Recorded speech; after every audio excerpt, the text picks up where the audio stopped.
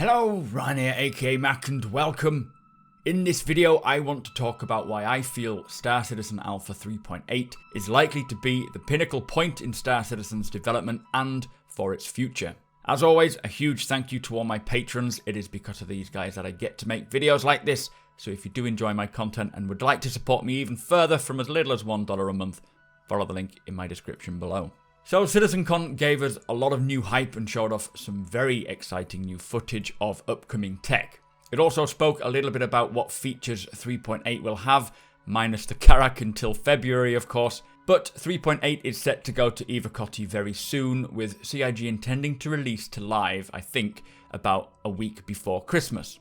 This is to ensure that the devs have time to address any issues before the holiday break. Now, during the final keynote, Chris Roberts addresses the final pillars, or the last of the back-end tech needed to get Star Citizen anything close to what it intends to be for the future. Now, there are a few big surprises for me, which are coming in Alpha 3.8, and these will drastically change the game.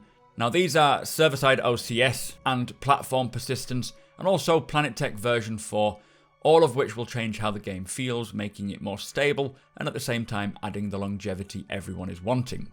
So let's take a look at each piece of tech and what it will bring to Star Citizen Alpha in 3.8. So firstly, for 3.8, the very first version of server-side OCS, or SOCS as it's now known, is basically a performance optimization for the servers. What this means for us is that there will be some big performance gains, likely no more 30k crashes and reduced rubber banding between players. Now this is all extremely vital for the future of Star Citizen, especially when death could be permanent, but also it's important right now for what we're playing. We all suffer the poor performance, we all suffer the bugs and the crashes, and if server-side OCS removes or drastically reduces these, then the game will be so much more playable. Performance has improved majorly with client-side object container streaming already, and we know CIG plan to tackle many of the legacy bugs that we've been suffering for a while, but the 30k errors, the crash to desktops, and the lag are still very present in 3.7, all of which couldn't really be addressed until the servers themselves are more stable, which is what server-side OCS does. Now it also means that CIG are now able to ramp up the amount of content that they can put into the game. They have been holding off purely because there is no more room on the server for more content. So this could mean more AI, more locations, more caves. So much more content will hopefully come flooding into the game once 3.8 is released. Now the next unexpected major win is platform persistence, also coming in 3.8. Now bear in mind this isn't full persistence. Platform persistence means that between patches, your United Earth credits, your items, your ships that you buy or rent will not get wiped every 3 months as CIG release a new patch. They will transfer over.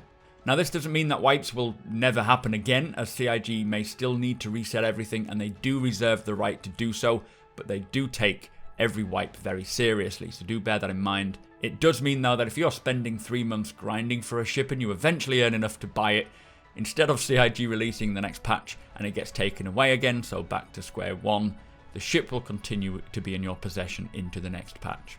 Now this is one of the major reasons why a lot of people are not playing Star Citizen right now.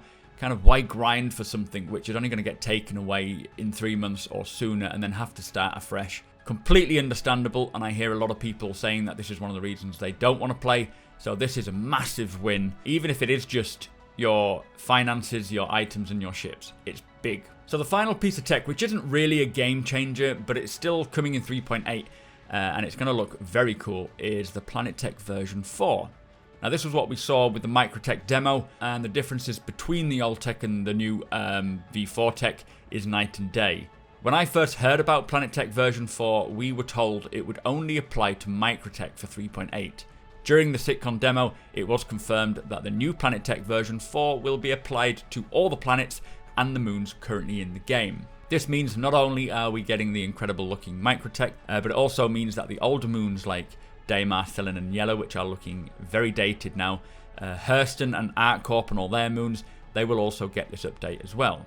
Now I won't go into exactly what it all brings, but it is a major visual improvement, but it also future-proofs it for upcoming systems like weather, which I'll just mention in a few minutes. Now a little while ago we did get to see an image of Daymar with new canyons, and they look more like the Grand Canyon So I do wonder if this is what this new tech will bring us.